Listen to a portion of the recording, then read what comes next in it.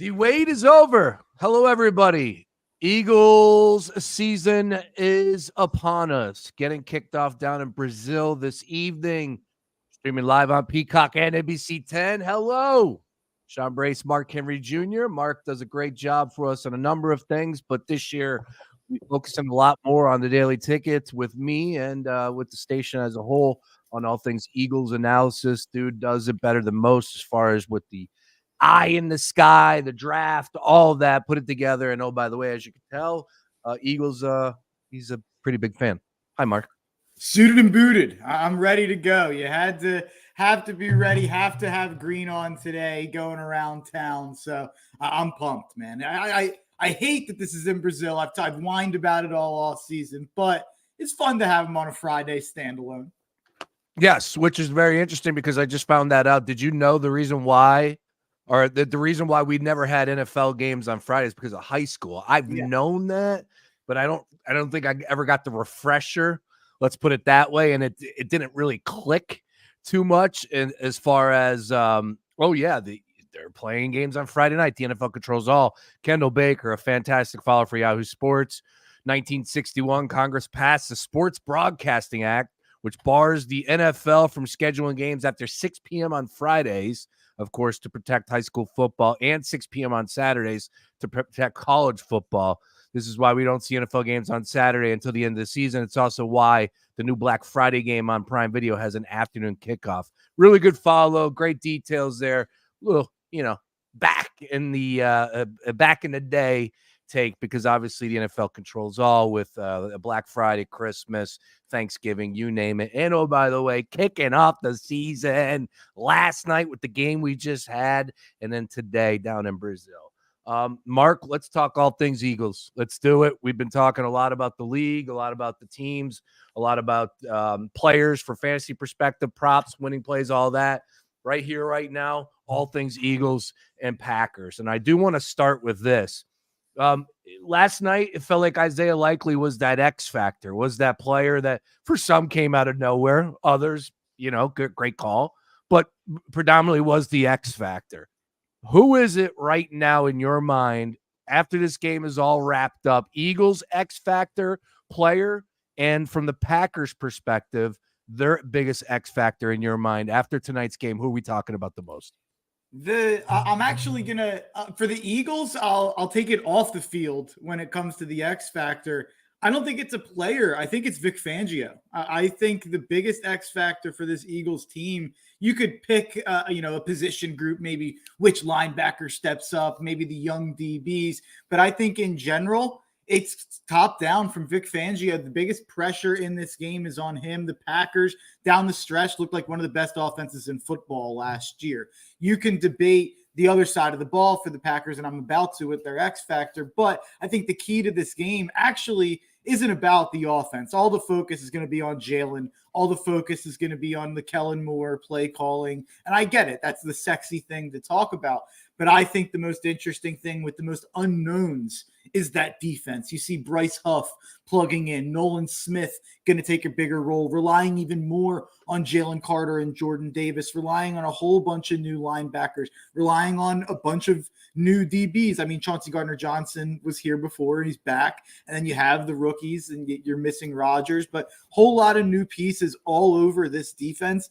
And the guy who's got to figure it out and to put them all together to make the right puzzle to hold Green Bay probably below 24 and you win is Vic Fangio. So I think that's the X factor there. On the other side for Green Bay, if I'm looking at an X factor, and I'm looking again at the defensive side of the ball, because just like the Packers defense, a lot of unknowns, the Eagles defense, a lot of unknowns. You assume that the Packers offense will be able to at least move the ball and probably put some points up. I'm not necessarily under any illusions that the Eagles are holding them to 14 points. The X factor is the Packers defense and what they do against the Eagles offense. And to me, there's no bigger addition maybe in the NFC than Xavier McKinney. I think it's one of the biggest under talked about things all offseason. There's been 2 free agency signings I've talked about a ton. It's Christian Wilkins to the Raiders. Not a lot of people talking about him leaving Miami to go to Vegas. I think the second best player who changed teams the whole offseason was Xavier McKinney. from the New York Giants. I think he was the best player on the entire Giants roster last season. He goes to Green Bay. I think he's one of the best safeties in football. I think that really ties together a secondary with Jair Alexander, one of the best corners in football. And then you have a lot of young guys with those two guys. I think if McKinney steps in and he's the same elite guy he's been on New York, that really changes that secondary. It makes Green Bay's defense a whole heck of a lot more difficult to deal with than it was last year. And it's a new defensive coordinator there. So I would say, honestly, maybe the two defensive coordinators are the biggest X factors in the entire game. Well put, because that's where my mind is at as far as defense is concerned. I do expect points. Once again, DraftKings Sportsbook show a 2-point spread. Eagles favored 49.5 is our total in this one. Just to put it up against last night's game. Last night's game is 46.5, and it ends on 47, albeit, of course, with the craziness at the end. But bottom line is they were right on the mark there. 49.5. I feel like a lot of people are expecting points here. Not too much of a concern with the transition down to Brazil on the field. It looks like a good playing surface. 65 clear, no weather, no rain like we had to deal with last night. No delays as well. So I think a lot more people are leaning towards offense, producing some points on both sides. Staying with the defense back over to the Eagles. What's your read on what's going on with the linebacker situation and how comfortable you right now with the secondary, specifically at the cornerbacks? Not comfortable at secondary. I'm more concerned about the secondary than I am about the linebackers. I mean, coming into the year, I think we knew where we were at with the linebacker position. I'm a little bit lower on Devin White than I think a lot of Eagles fans are out there. I look at the PFF grades, and I think he's over 4 years straight been under 46 on PFF. And you can argue PFF grades, how accurate they are. I don't think they're missing 4 straight years by that wide of a margin to the point where he's grading out as maybe the worst defensive player in football multiple times. So I think he's cooked. I actually think him being out could potentially be a positive. You're getting guys. Here's how I put it in the group chat. We were talking with Luke Arcani and them when they were kind of freaking out about Devin White being announced out before the report that maybe he wouldn't have started anyway. I don't think Devin White is a playable NFL linebacker at this point. I think it's similar to what we saw last year with Shaq Leonard. I think it can go really fast at the linebacker position. What I'd like, let's try these young guys out and see who is playable. Try Nakobe out as long as he's healthy. Try Trotter out. Try these Zach Bond. Try these new faces that we don't know yet are playable or not. And I think I'd rather give them a chance than a guy who I think is just totally washed. The secondary is where I'm more concerned because we were supposed to have fixed this. Isaiah Rodgers was supposed to be a big addition. Cooper DeJean has been slow to get going because of the injury in training camp. Quinyon Mitchell maybe didn't wow people the way some expected in training camp to just take the starting job and run with it, but he's got it now. So I think he's going to be one of the big X factors tonight for sure. I'm pretty confident that he'll be able to step into a role and at least perform, maybe not to, an A+ level right away in his first game, in the NFL, but I think he'll be able to be an average starter at least right away. The other side's going to be interesting. I know Shane Haff has been bumping Keely Ringo all training camp, saying he should start over Rodgers. And he's actually not that worried about Rodgers being out, but we're going to find out a lot tonight about the secondary, because the interesting thing about the Packers, and this kind of goes to another conversation. Everyone's online saying, who do we bet? Luke Musgrave, Christian Watson, Dontavion Wicks, Jaden Reed, Romeo Doubs, Josh Jacobs. The Packers have so many mouths to feed. They don't necessarily have the one that sends fear down your spine, but they've got a lot of NFL legit guys. I think that's 4 legitimate starting receivers, a legit running back, and you've got a couple tight ends there. The way I look at that is that's going to be tough because we're going to have to defend a lot of different people. We can't just double one guy and focus. It's not Dallas and CeeDee Lamb where you can just devote so many resources to one guy. It's going to be tough to double anybody. Who would you even double? So you kind of have to devote resources to a lot of the people, which is why if I wanted to bet a Packers prop, if I was looking, I think they're going to have a lot of success through the air, I would bypass looking at all the receivers. I would just go straight to Jordan Love, and I would take the over at 252.5 pass yards. He did that in 3 of his last 4 games last year, 8 of his last 11. 5 of their last 9, Green Bay scored 27 or higher. So I just think what you saw from Jordan Love down the stretch was not a fluke. I think the guy's legit. I think they're going to win the division. And I think, unfortunately for the Eagles, since this counts as a home game, I think this is, one of the games that could decide home field advantage down the line. I think these are the two of the best teams in the NFC, 2 of the best offenses in the NFL. So I think it's going to be a fun one offensively tonight. I would lean over if I was betting a total, and I would lean towards that Love prop if I was looking towards a Packers prop. It's crazy when you start rattling off of those names for the Green Bay Packers as far as receivers are concerned. They do. I wouldn't say they have an embarrassment of riches, but those guys are all quality players if healthy, ready to go. That's been a big question mark for some of them. Oh, excuse me, over the years. But here we are, new season. So putting that stuff in the past. Josh Jacobs, your thoughts on his debut with the Green Bay Packers this season? What type of Jacobs are we going to see? Is this going to be a bell cow type of back, where he's going to get a ton of carries, stick with him? Or do you think, like you said, they're going to have struggles trying to feed everybody, keep everybody happy, moving the ball around? What type of impact do you see Jacobs having this evening? I think Jacobs is going to get a lot of carries, overall this season. I was pretty high on Jacobs from a fantasy standpoint. I drafted him in the 3rd round of the Gambler Fantasy Football League. I know Roy Burton in his article actually called it the best pick of the 3rd round. So shout out to Roy. But I would shy away from betting any Jacobs props tonight. I think the Packers probably know that the way to attack the Eagles is through the air and probably in the middle of the field. I think they probably will be one of the more stout teams against the run game this season. So maybe not a big game from Jacobs tonight. You might be relying on a touchdown or 2 from the fantasy standpoint. So I would probably lean towards his unders, and I think it could be a shootout. So lean towards probably him getting less attempts, kind of in a similar way that we saw new face and new place Derrick Henry last night, which, by the way, how do you give him 8 carries in the first half and then 3 in the second half? Ravens do the same exact thing they did last year in the AFC Championship. What did you get Derrick Henry for? I think you can see the same thing with Jacobs potentially, at least tonight. But for the long term this year, I think Jacobs will be the bell cow there. A.J. Dillon was put on injured reserve. I'm surprised he's even in the NFL. He rushed for like 3.5 yards a carry last year. They drafted a guy, but he didn't really overly impress. He was kind of banged up in training camp. I think Jacobs will definitely be the guy. I just don't know how many rushing attempts there will be tonight. All right. Yeah. No idea what the hell they're thinking down in Baltimore. You get Derrick Henry to feed Derrick Henry, not anything other than that. But again, we're focusing on the Eagles here.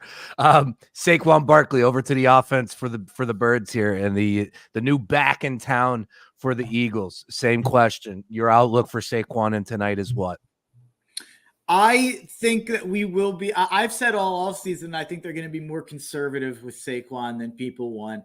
I still think Kellen Moore, Nick Sirianni, these are pass-oriented guys. I don't think this is going to become an offense that runs the ball way as much as the people, standing outside the NovaCare complex with signs want. I still think they're going to pass a ton, and I think they're going to pass a lot tonight. So I would lay off the Saquon props until we know exactly what his role is in the offense, and if he is a 20 carries, 5 catches guy. And actually, that's the biggest thing I'm watching for with Saquon. In Nick Sirianni's tenure, they are 32nd out of 32 teams in the NFL at targeting the running back in the passing game. Now, you could say that that's a Miles Sanders issue. For 2 years of the Sirianni tenure, they had Miles Sanders, not the most sure-handed guy and not really a receiving back. But they did have DeAndre Swift last year, who came in with all of the buzz of being a pass catcher, was being talked about as maybe being the 3rd weapon in the offense, even over Goddard. And that didn't really materialize. They did not find ways enough to use Swift as a contributor in the passing game. That's my biggest question with Saquon. I think the people that are drafting Saquon in the top 10 in fantasy, the people that are, playing him in daily fantasy, betting his props, they're expecting him to come in and be the bell cow and be involved in the passing game, getting catches, maybe scoring that way. But that's my question. Is this truly a Kellen Moore offense where he's calling the shots and getting the running backs involved? Or is this still a Sirianni offense where the focus is still so heavily on the receivers? That's kind of what I'll be watching with Saquon tonight, more than anything on the ground. We'll get over to your favorite play because I know you're going to hit a home run with this selection as always, and I think you're spot on, and I think that's what the people want more than most. But another question that I had that you lead me right into, Kellen Moore, besides the big talking point, which is definitely real, right? There was no pre-snap motions at one of the very least as far as teams are concerned over the years. And that clearly is what Kellen Moore is going to bring different to this offense starting tonight. What else are you looking for with Kellen Moore? What's going to be something that the average Eagle fan can grasp onto in your mind that you will see a difference between Kellen Moore's play call and then everybody else just jumbled together over the past few years?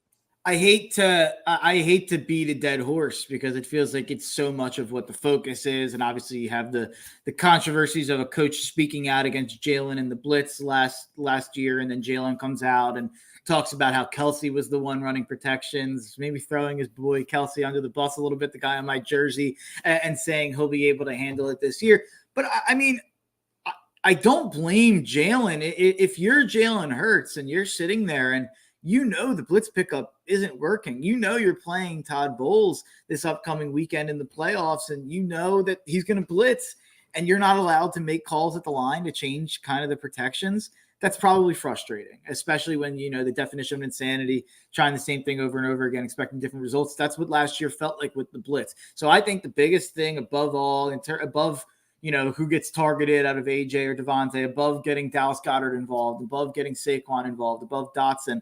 The biggest thing is just how they handle the blitz, because that Green Bay is going to blitz in this game. They're going to test if we've fixed it. They're going to test if Jalen's learned anything throughout this offseason in terms of the blitz packages.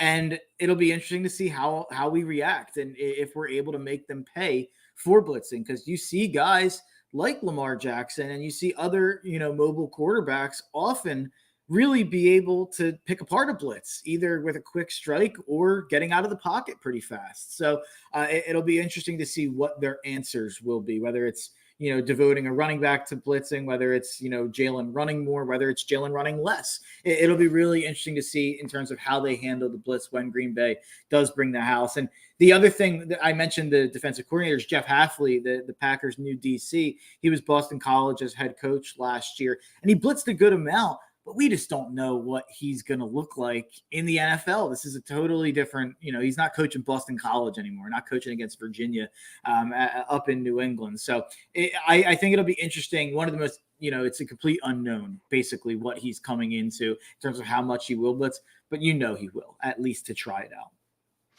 All right, let's go ahead and dive into your favorite play. As always, it's available on the board, -110. It was plus money a couple weeks ago. And I don't see why we break away from this tradition, and it has paid off a ton since this gentleman took on the starting quarterback position for the Philadelphia Eagles. Of course, we're talking about that Jalen Hurts anytime touchdown play here. The prop right now on DraftKings Sportsbook, -110, Mark Henry Jr. Is that an automatic play for you, sir? Anything bettable, like anything under -125 is a hammer time spot. It's almost like boring now that I talk about it so much. People roll their eyes at me when I bring it up, and when people are trying to find all these angles and all these props, and I'm like, you should probably put what you're going to put on that prop and just put it on Jalen anytime touchdown. Because if you just look at the math in it, he's scored in 11 of his last 16 games on the ground, 17 of his last 23, 19 of his last 26. He's probably going to break the all-time record for a quarterback pretty soon. So I do not think that the tush push is going away. I think if anything, that will be Nick Sirianni's imprint on this team, is the aggression on fourth down and is using the tush push in those situations. And people point to the lack of Jason Kelsey. People point to maybe they'll hand it off to Saquon Barkley. I think Saquon Barkley, you've seen those quads. I think he's going to be a great pusher. I think he's going to do a great job pushing that tush into the end zone, because I think that's going to happen plenty of times this year. Honestly, it would have to go 3 or 4 weeks of Jalen not scoring for me to even reevaluate whether or not I'm doing the right thing betting it under -120. Those numbers, I mean, 26 game sample size is not a small sample size. It's over like 2 seasons, 2 postseasons. I'm all in just betting this as my best bet every week until they make it -150 like they do. You know, when Christian McCaffrey was rolling, when Travis Kelce was rolling, they forced you to not be able to bet those guys at -150, -160. They've always kind of shied away from doing that with Jalen. And it's because he's a quarterback, probably. But as long as they leave it there, I'm going to keep knocking it out of the park. Well, nothing wrong with that. And definitely we'll have some action on that one this evening. Once again, we will be live in Manayunk, coming to you live outside of McGillicuddy's, blocking the road off. They're expecting over 1,000 people down there. And we're going to be in the heart of it, right in the middle. Live starting at 5 o'clock. Giveaways. We're teaming up with our friends from myphilly.house. We got 300 koozies to give away, plus some other tickets, stuff like that. I think jerseys as well. A lot going on tonight. So if you're looking for a place to catch the game, I'm sure a lot of people already have plans. But if you don't, trust me, McGillicuddy's in Manayunk will be on and popping, as the kids say. Mark Henry Jr., we'll get you out of here on this one. Let's go prediction time, because I'll tell you, I'm getting a little nervous, and I know it's that time, right? We're getting close, and here we are. Like, I had the bravado, I had the feeling, but defensively, I'm a little worried, right? There's a lot of unknowns at this point in time, so nobody's wrong. Also, I want to be able to put last year behind me, and don't throw tomatoes at me, please. I got to see it. I want to be able to say last year was a fluke. The way it ended, losing 6 or 7%, whatever it was, I forget. I want to forget about that. And how do they do that? They win tonight. I don't care if it's pretty. I don't care if it's ugly. I don't care if it's 13-10. Just win, and you open up the season 1-0, and we could all move on. But I'm a little concerned. I am a little concerned that there could be finger pointing. There could be, here we go again. Jalen, Nick Sirianni. Somebody asked me, I was just on vacation, a family friend of mine said, wouldn't you feel better if Bill Belichick was the head coach? And I understand why he said that. I get it. Partly yes. I won't lie to you. Partly yes. Would you feel better? I guess the question is, would you feel better about like Belichick with bringing in his cronies at OC and DC? Because that's what happens. If you get Belichick, I think you're getting the full Belichick coach. Maybe he's not in charge of personnel, but you're getting the full Belichick. Or would you rather Sirianni as the figurehead doing 4th down calls and Kellen Moore and Vic Fangio? So I can't get Vic Fangio and Kellen Moore with Bill Belichick? No. Well, I think no. That doesn't work for the and that's where we're at. And you're right on that one. But again, and I don't want to be the Debbie Downer because it's all new. So we got to see it. All right. We'll get it out of our minds. I'll get it out of my mind. But I'm concerned about tonight. And I think it's going to be a tough game for this Eagles defense to go down there. Jordan Love was the best player second half of the season last year. 18 touchdowns, 1 interception. It seems like he's got that system down pat. I like a lot of what Green Bay has. Again, defensively, we'll see.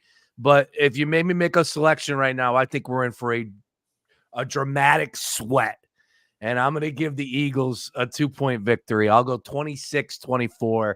But in my deep down heart of hearts, I think it's going to be a tough game this evening. Where are you at on tonight's prediction? My prediction is that the Eagles aren't winning week 1 and 2.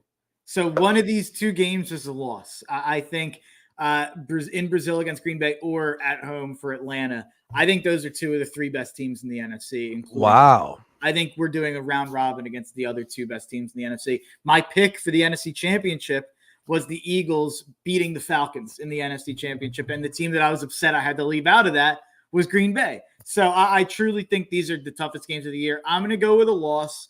It's what I've been saying all offseason. It's funny. You're having the opposite. You had bravado all offseason about this game. I was like, they took a home game. We know we're going to lose it. And now we only have 8 the rest of the year. The rest of the NFC will have 9. So I've been kind of freaking out about it all offseason. The closer we're getting to the game, I'm like, are we sure the Packers are that good? That defense, it's a new DC. They got questions too. But I'll try to stay objective to where I've been all offseason.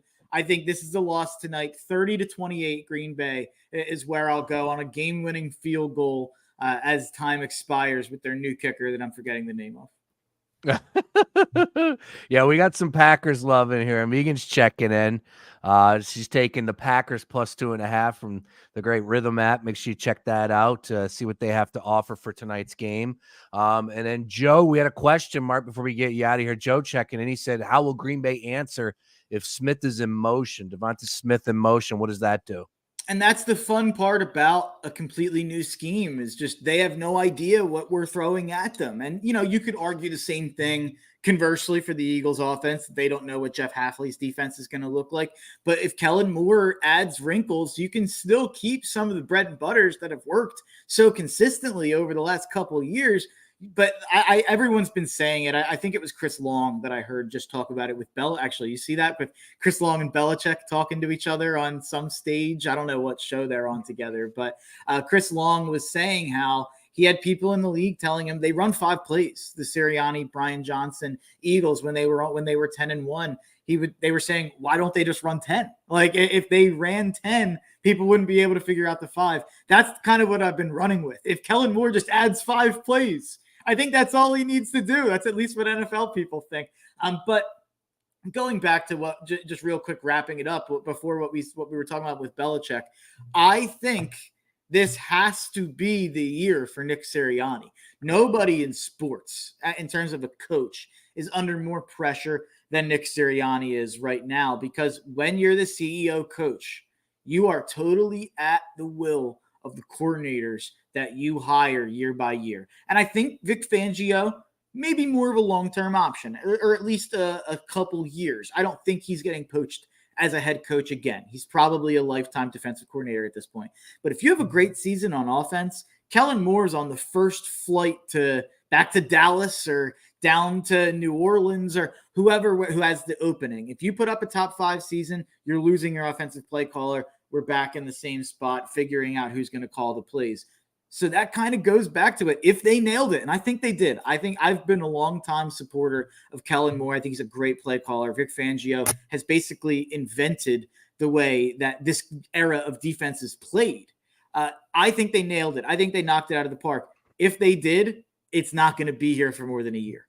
So they need to get it done this year with Sirianni, with these coordinators. And that's why I'm actually going into this year not feeling nervous about Sirianni, because I do think they did a good job with the guys who will actually be calling the plays. All right, well said. We'll have plenty to discuss. Of course, we'll be live tomorrow. Tough Cover Radio Show, 11 to 1. We got a lot going on as far as the station. Big, busy week next week.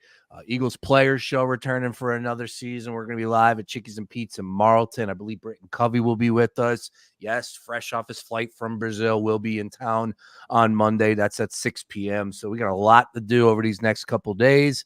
And hopefully, it works out this evening and the Eagles come away with that dub. That would be nice if we're able to get that victory tonight.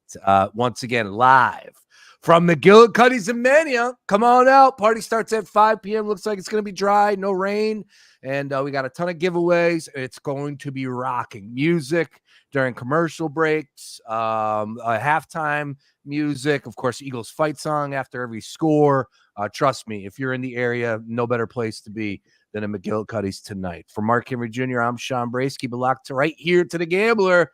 Go Birds.